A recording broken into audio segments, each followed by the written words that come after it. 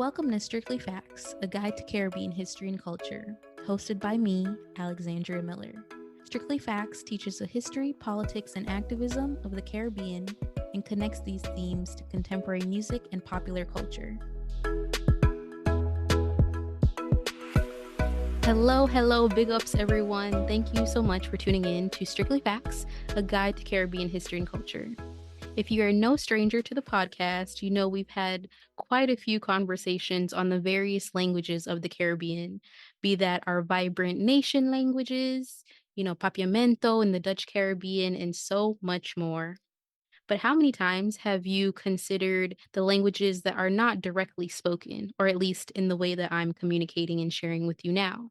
We communicate in various ways, whether that is through body language, like the infamous Caribbean point, the mouth point, if everybody knows what I'm talking about. If you know, you know, right? But there are several other languages, including the wealth of Caribbean sign languages, the ways that they permeate throughout the region, the differences amongst them. These are all things that we will be sharing today with you. So this is an episode I've really wanted to have, and I'm really grateful to have Kristy Ali joining me, fellow grad student. We are in the trenches together. She's in the Department of Linguistics at the University of California, Santa Barbara. So, Kristy, thank you so much for joining me for this episode. Let everybody know a bit about yourself, your personal connection to the Caribbean, and of course, what inspired your work and passion for Caribbean Sign Languages. Thank you so much, Alexandria. I'm so honored to be on Strictly Facts. Hi, everyone. As Alexandria said, I am Kristy Ali. I am a PhD candidate in linguistics at the University of California, Santa Barbara. I'm from Trinidad and Tobago. I was born there, I grew up there, and I lived there until I moved for my PhD 2 years ago. So, what inspired me is a long story, but I'll try to make it as brief as possible. So I got into linguistics in my undergrad, which I'd never heard of linguistics before. Previously, I was obsessed with learning languages and speaking languages. But I had never realized that there was a whole field of science where you researched how languages were used and how they worked. And you asked questions about language, and then you went and did research and found out the answers too. And that blew my mind. And I said I wanted to do that for the rest of my life. And luckily for me, I went to the University of the West Indies, St. Augustine, for my bachelor's and my MPhil. And luckily for me, there were 3 levels of linguistics courses on sign languages, specifically on sign languages used in the Caribbean, taught by Professor Ben Braithwaite at UE St. Augustine. Half of the class was on the linguistics of sign languages, particularly Trinidad and Tobago Sign Language, as it was set in Trinidad. And the other half was where we were taught how to use Trinidad and Tobago Sign Language by an expert deaf teacher, Ian Danulal. So that was my first foray into sign languages. And through those classes, both Ben and Ian were super inviting to come to community events, come meet more deaf people. They were both very of the view that if you're learning a sign language, you should be embedded in the community. You should know deaf people. You should sign with deaf people. You should learn from deaf people. So I went to a lot of deaf events. And Ian is a very well-known leader in the community. He's an advocate for sign language rights for deaf people in Trinidad and Tobago. And so through Ian, I learned a lot about what the community wanted and what it was trying to do. It wanted legal recognition for Trinidad and Tobago Sign Language to improve primarily the education of deaf kids and deaf adults. So there's a lot of issues that I could go into, but I'll keep it brief, that would be improved by recognizing that Trinidad and Tobago Sign Language was a real language and that it was the primary language of deaf people in Trinidad, and the kids deserved access to it. So Ian had a lot of experience with that, and he shared so many ideas with me. And so this was my first experience with community-based research and activism as well, as opposed to like academic-led research. And I understood the balance of both and how academia is not the experts and how academia is actually always trying to catch up with community members. So I was really, really lucky that Ben, my professor, was really encouraging to like follow what deaf people want and say. So because of that, I really got roped into the community. And so I think what really helps is having personal connections and making friends. I suddenly became good friends with Ian and other deaf people, and that was it. I was just continuing doing that. I did a lot of volunteering, and I eventually ended up working for a deaf-led organization called Deaf Empowerment and Advancement Foundation, DEAF. I worked for another nonprofit that wasn't deaf-led but served the deaf population. I went on trips with both Ian and Ben to different parts of the Caribbean to meet other deaf communities, to do the same thing that we were doing in Trinidad there, to like get to know what they wanted, what their situation was, how well documented and resourced were their sign languages, how many protections and rights do they have. Because for both of them, their passion wasn't just lay in Trinidad. They wanted to do a pan-regional project in sharing resources across countries, making connections across communities, and yeah, just working together to achieve more. So that's the brief of it. It's been 7 years since that started, so a lot have happened. But yeah, that's how I started my passion for sign language linguistics. Thank you so much for sharing that. I'm always intrigued and just, really moved by how we get our starts. I think especially when we get into grad school, it feels like, we're here and we're doing this thing and we're just trying to get to graduation. And I always love that reminder of my why and other people's why as we're, moving through regularly, right? But I definitely want to kick us off. You touched a bit on, the need for documentation and other aspects of Caribbean Sign Languages as you were speaking.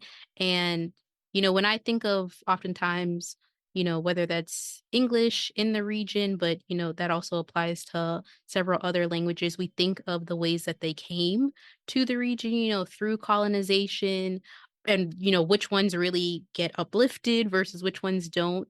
Could you speak to a little bit of, in general, how Caribbean Sign Languages really got their start, whether that's, through missionaries coming in, and maybe if that's not the case, but, what really sparked their growth within the region? Because obviously, deaf communities are across the world.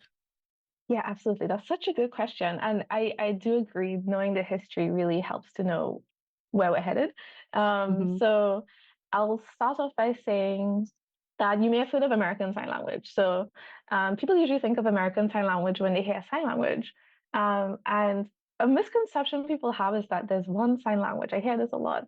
How come there isn't a universal sign language? And wouldn't that be useful to have a universal sign language? And I always try to tell people, what about the diversity of spoken languages?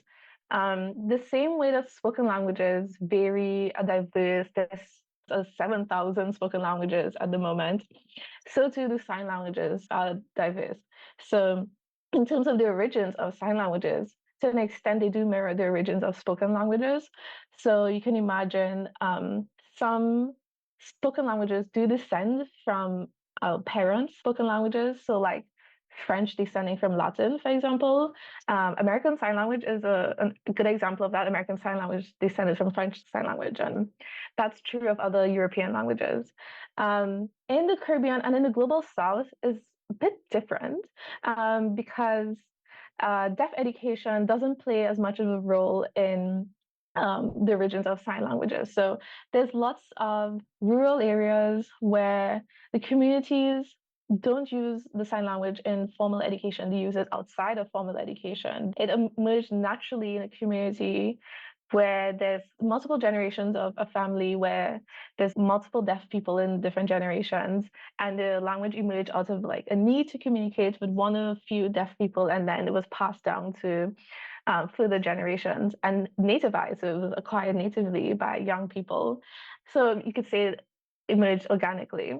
So that's one way sign languages can emerge. So without any influence of other sign languages. But in the Caribbean, and in Africa and Asia, American Sign Language does play a huge role in the emergence of new sign languages through missionaries, as you identified, but also through the setting up of schools and the introduction of American Sign Language into the schools as the right or proper way of signing.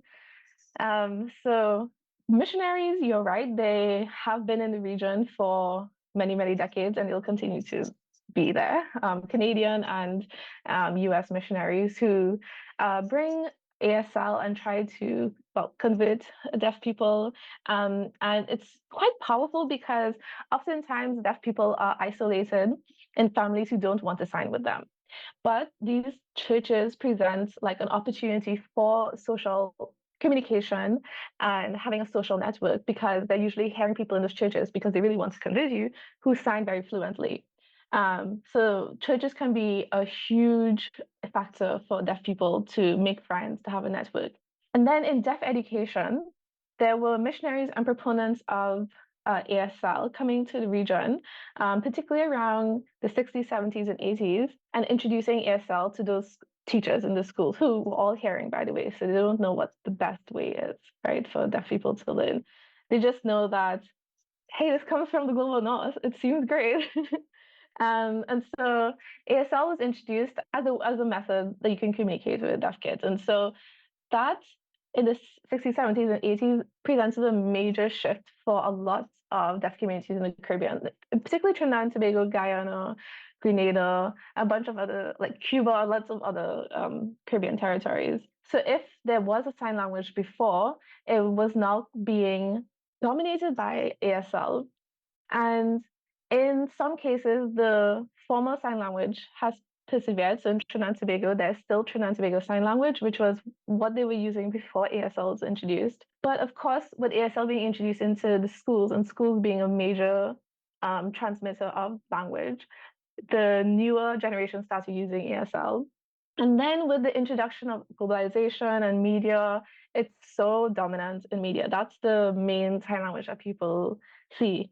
So I like to say ASL is like the English of sign languages because it's not the most widely used sign language natively, but everyone knows some of it. Everyone's aware of it. Everyone knows how prestigious it is. So in some cases, I would say it's really endangered. A lot of the native sign languages. Yeah, so in total, American Sign Language, importation of American Sign Language, but also there was some sign languages before that grew organically, some of which are very endangered. Um, in the French Caribbean, French Sign Language is also used, and in the Dutch Caribbean, I know the sign language of the Netherlands is also used. So it also depends on the colonial powers of those places as well. But I think ASL is just permeated everywhere. In preparing for this episode, I was reading about the Cascade School for the Deaf Yes. in Trinidad, right? So for those who may not be familiar, it's the first school of the deaf in Trinidad, got started around the 40s. But what I found really interesting about that story was, they're teaching students, the formalized ASL versions, right?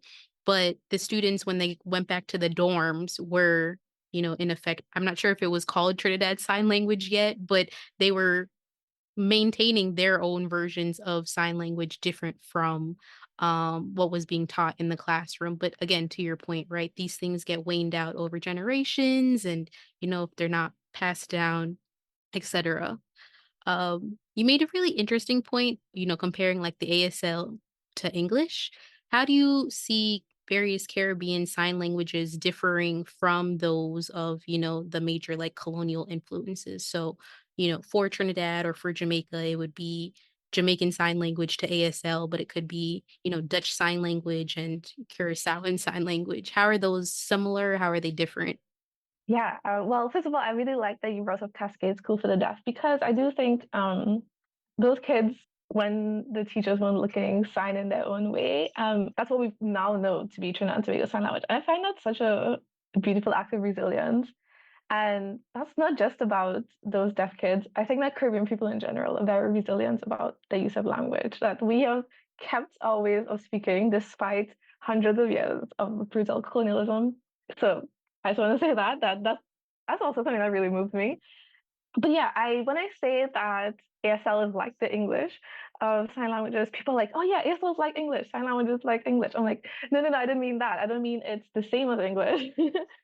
Because that's another misconception is that it's just English on the hand, right? It has English grammar, and that's not true. So they're very, very different from each other.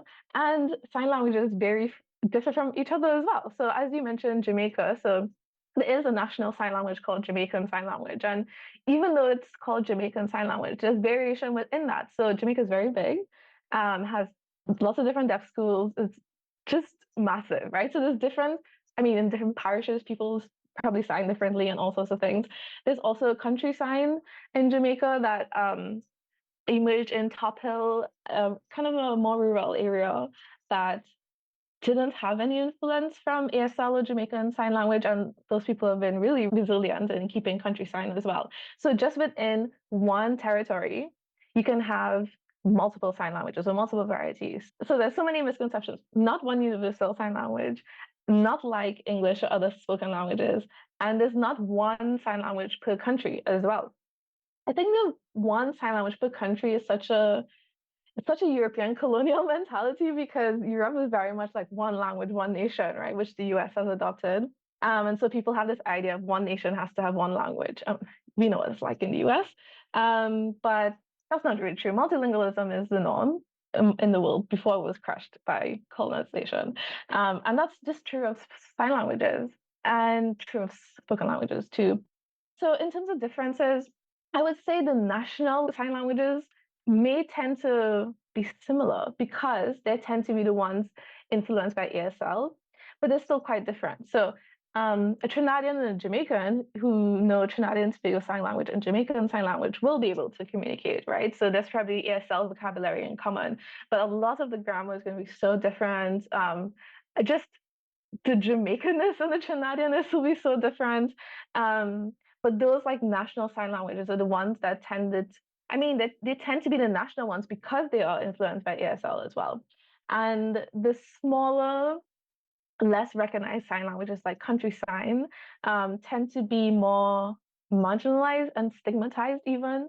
So people who grew up using country sign, maybe when they move to the town or the city and meet other deaf people who use Jamaican Sign Language, may stop using country sign because it's more prestigious to use Jamaican Sign Language. It's more proper. So even within our territories, we have these hierarchies of what is better, right? Because it's approximating American Sign Language. So that's another issue of, are we endangering smaller sign languages in territories by having this idealistic idea of one nation, one sign language? And so when there is language policy being written, hopefully, this is my dream, is that there's language policies written in the Caribbean for every territory that includes all of our native languages, including sign languages. I hope that we don't forget that there are different smaller sign languages. And even if they're small, like in Vincent and the Grenadines, there are people in the Grenadines who use a different way of signing. But it doesn't matter if it's small. It's so important to protect people's native languages because that's the way to get information. If there's another hurricane or if there's another natural disaster, what language are they going to be receiving information in? You can't assume that they're going to just use the national sign language and that's access for all. So it has huge consequences. I think that's really an interesting point when we're talking about, the fact that in general, maybe somebody signing from in Trinidad Sign Language could communicate generally with somebody signing in Jamaican Sign Language, for instance. But those regional differences are really interesting to me. One side of my family is from St. Elizabeth, and so the Jamaican Country Sign Mm. Language is, a big part of what's used primarily out there in, rural parts of the island like St. Elizabeth. I'll include this in the transcript for you all so all of our listeners could see it. But could you offer us an example of, maybe how a country sign language or a sign language of a more rural place would differ from the national sign language? Yeah, so I can give you an example of Trinidad. There's the national sign language. So let's take the word mother. So in Trinidad and Tobago sign language, which is now what they call the national sign language, you can sign mother like this, which is actually the same as mother in ASL, which is where it comes from. But the older, more smaller variety of Trinidad and Tobago sign language, the one that emerged before the introduction of ASL, you would sign mother like that. And that has its own story. because the folklore is that the mother is signed like that in old Trinidad and Tobago Sign Language because it looks like a mother spanking a child's butt or something. And it's like, and this is what is great about our own sign languages as well, that they have like incredible stories. Whereas the ASL versions really are like, well, this is what it looks like. We don't really know why. And it seems more proper and smoothie. But yeah, I'll definitely send you those examples to put in the transcript. Yes, definitely. Thank you so much. I look forward to it. Um, One thing that I think is great about your research, as you were noting a little bit earlier, is that you've really traveled far and wide studying various Caribbean sign languages and, how they differ, how they're similar, and even beyond what, we've been talking about as sort of the national sign languages, if they are referred to as that. One place that you have done research in, though, is the Bay Islands and studying Bay Island Sign Language, which I think is not only, integral for our conversation in general on sign language, but, you know, there are so many times where there are parts of that I consider, parts of the Caribbean that, aren't traditionally considered parts of the Caribbean, right? And so, for those who may not know, the Bay Islands are off the coast of Honduras. But, through migrations, through movements, and all of these things, especially, there is a distinction between like mainland parts of South America and Central America and how they fall into, more Caribbean cultures just based off where they fall in the world. Could you talk to us a bit about Bay Island Sign Language and even your experiences as a interpreter as well? Yeah, absolutely. So I love what you said about the Bay Islands because I agree it's one of those places that aren't deemed to be Caribbean. But from my experience being there, they have such a Caribbean identity that when I say I'm from Trinidad, it's like, oh my God, you're from Trinidad. Like we learned about Trinidad in school. And I'm like, oh, we didn't learn about you. And I felt so bad, because they really were like, we're the same, we're from the Caribbean. And it's so incredible. That is one of the best experiences of my life, is really working in the Bay Islands because it's really transformed how I see the Caribbean, how I see myself as a Caribbean person, and identify as a Caribbeanist, and that really transformed that definition of Caribbeanist as well. So, I mean, they're descendants of enslaved Africans in the Bay Islands, and they're former colonizers as well. There's the Garifuna people. There's Latinx people from mainland, but just a beautiful, diverse place, and it's in the Caribbean Sea. It's not politically, run by Honduras, but there's still this really strong sense of a Caribbean identity. And my work there was also working with a community. I did research there with Ben and Ian as well. We made an initial trip in 2016 because Ben knew people there. He knew there was deaf people there. They wanted to talk to us. So we went, we met a lot of people. We made some initial recordings. We were like, yeah, they have their own sign language. But what I didn't realize was that there were generations of deaf people, but a lot of them were blind as well. And through talking to people, we discovered that people were born deaf and then became blind later on in life. So they gradually started losing their vision until they became completely blind. And that happened across generations. And so it seemed like it's a genetic syndrome that causes that. But what was so interesting was that they would touch each other's hands to sign. They'd touch each other's hands on bodies, sometimes even face, to sign on them. And so, unlike visual sign languages, where just people just sign in front of their own bodies, um, they were touching each other's bodies, and the other person was like perceiving the language through the touch, and that was even which is even more incredible. People thought that this was really normal, right? So when people didn't think it was anything weird about, well, you touch an older deaf person's body or hands to sign to them. And there were lots of people who told us when they were growing up, it was just normal to do that. They never thought anything about it. So I think some people never even thought about it not being normal. But it's actually extremely rare to have a community with so many deafblind people and to have a tactile sign language, is what is called, being used there. So that was really incredibly just fascinating. And this community was super interested in their family history, their oral history, community history. And so they really wanted to document that.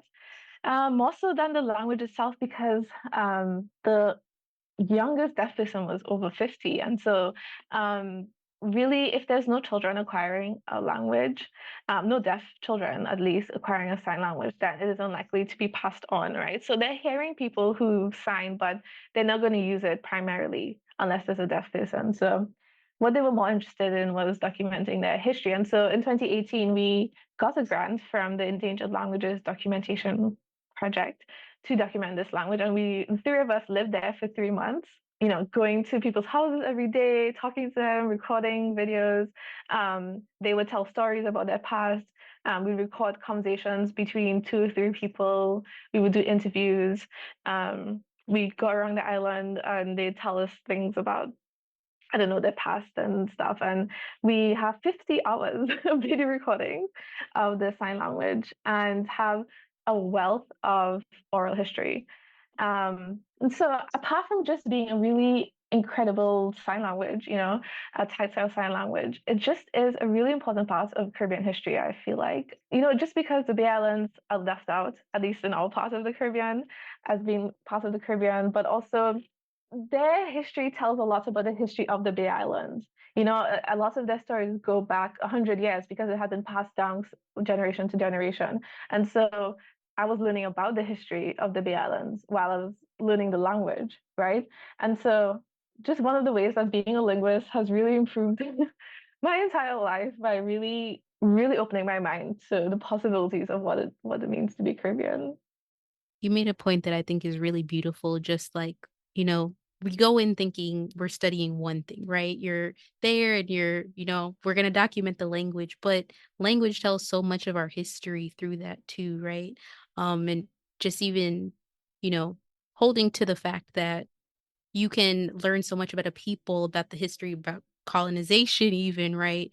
From some of these various ways that we communicate. So thank you so much for sharing that, and, sharing a bit about your experience in the Bay Islands.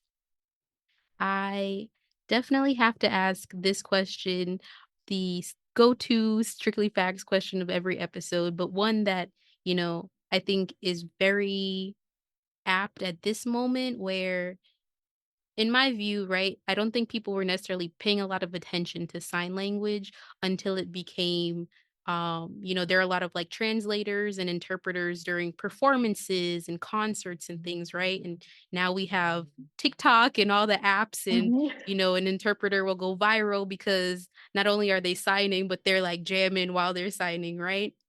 So, what are some of your favorite examples of this history of Caribbean Sign Language showing up in our popular culture today? That's such a good question. I think that, yeah, the interpreters are actually the most visual parts of sign language today, but they tend to be from the US still. So I think that Korean sign languages haven't really made it mainstream and like in world media, but social media is such an important platform for deaf people in the Caribbean. Like that's where everything happens. Um, and I mean, even there's some bad representation of sign language in the media where, do you know of all these cases where there's a fake interpreter who's signing? Yeah, I know that's sometimes Wild. yeah, sometimes that's what people's first thought is about sign language. Mm. Like, do you have an interpreter? Like, I'm like, yes, I know it happens way too often. But if I were to think of the Caribbean, so I would think about my first thing that comes to mind is all of the amazing videos that have been created and posted on social media by deaf Caribbean people. There's stories, there's jokes. I think you kind of have to be in it to see it though. Like, it's a bit niche content. Just because like deaf culture is so different from the way hearing people use language and how we act. Like people love acting out things, love using language in like a really funny way. And there's a lots of videos that I will like scroll through Facebook or something and see someone I don't know, acting out maybe a story of when they were in school and the teacher did this, and they're like acting really on point and they did a lot of editing and stuff like that. And I just think that people are so creative, well, infinitely creative in the Caribbean. And I don't know, deaf people are just it just feels really terrible that ableism really puts this light on people as being like deficient or less than, or like they can't be funny, or like they can't have their own culture or their own funny ways of using language. That's really unfortunate because I don't know. I invite everyone to get involved in their deaf community, local deaf community, respectfully, by learning how to sign the local sign language and being really respectful and getting to know deaf people on, a personal way, a personal level. You'll find that they have so much to say that will blow your mind. That will, revolutionize what it means to be a Caribbean person, what it means to be a person from your country. Because yeah, there's this super marginalized, historically marginalized community in your country that you even know of, with their own ways of speaking, their own culture. Yeah, that's my initial thought is the social media. I agree. I think I've seen some amazing pictures by Jamaican sign language interpreter Tony Aiken. Yeah. And just to watch their work, I think is amazing. So I will definitely, find some of those clips and link them for our listeners, not only on the Strictly Facts website, on our Strictly Facts syllabus, but also in our transcript for this episode as well. Yeah, something I forgot to mention, sorry, is that maybe Tony has done this before, but like interpreting Caribbean music, Caribbean songs into Hmm. Jamaican Sign Language or Trinidadian Sign Language. Like there's a lot of soca songs that have been interpreted into Trinidad and Tobago Sign Language. I'm sure it's the same for Jamaica. So Yeah. yeah, it's another favorite of mine. We will link those for all y'all to check out. You brought us to, my final question though, as you were talking about the issues with ableism and, how people just are maybe not even conscious or aware of some of the systemic issues. Um, what are your hopes, for increased equity for the deaf and hearing impaired communities in the region? And really, how can we increase access and understanding and, greater opportunities for them to be improved? Yeah, it's a great question. Quite complicated. I'll go from my bias perspective first, is that I think that language is everything. I think that language rights are social justice rights. Um, if you can legally recognize people's native languages, they can thrive in education. They can have access to education in their own language, which would improve their education levels. They can have access to interpreters in medical settings and justice settings everywhere, and they can have better employment rates if they have access to interpreters in their languages. There'll be less, even it's like a gender thing, like there'll be less gender-based violence if women had access to services in their language, if queer and trans deaf people had access to services in their language. So I think that in order to do that, you have to one know that their language exists, that they're not just doing gestures, they're not just using English on their hands. You have to know that exists. You have to document their language, which a lot of deaf researchers are doing at the moment, and it's really amazing. Um, I think that knowing someone's language, knowing that it exists, is to know someone's humanity. So that's my biased answer. Other people come at it from different perspectives, but eventually I think we get to the same point. And that they all should be recognized as part of our national Yeah. languages, right? In the same way that, for centuries, activists have, um, you know, advocated for us to not deem patois, or, Jamaica's national language as lesser than English, right? It is definitely in that same category. Not only should like a Jamaica Sign Language not be looked down upon compared to like ASL, but we should be holding it to the same regard because it is a way that a portion of our community, of our nation speaks. So, with that, Kristy, I thank you so much for joining us. I really appreciate your time and expertise in sharing with our Strictly Facts family about sign languages in the Caribbean. Um, as a little sneak peek, this isn't the only episode we'll be having. So I will leave that teaser for our listeners. We will be having a follow up conversation very soon. But other than that, again, Kristy, thank you so much to our Strictly Facts listeners. I really hope you enjoyed this episode. I think I learned a lot, and I hope you did as well. So, till next time, little more. Thanks for tuning in to Strictly Facts. Visit strictlyfactspodcast.com for more information from each episode. Follow us at Strictly Facts Pod on Instagram and Facebook, and at Strictly Facts PD on Twitter. Thanks for tuning in to Strictly Facts. Visit strictlyfactspod.com for more information on each episode, and you can find all of our social media platforms there to stay connected.